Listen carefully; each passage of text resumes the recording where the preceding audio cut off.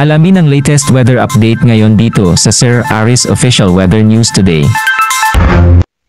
Kasalukuyan nga ay Intertropical Convergence Zone o ITCZ ang nakakaapekto sa Southern Mindanao.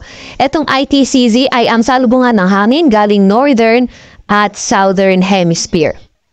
Samantalang easterlies o yung mainit na hangin galing kadagatang Pasipiko ang nakakaapekto sa nalalabing bahagi ng ating bansa.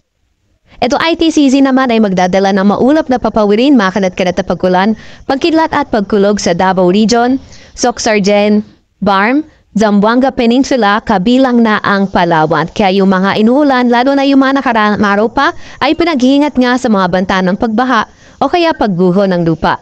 Para naman sa lagay ng panahon sa Metro Manila at nalalabing bahagi na ating bansa, mas magandang panahon yung inaasahan natin pero may mga tsansa pa rin ng mga localized thunderstorms at posible pa nga rin yung mainit at paalinsangang panahon.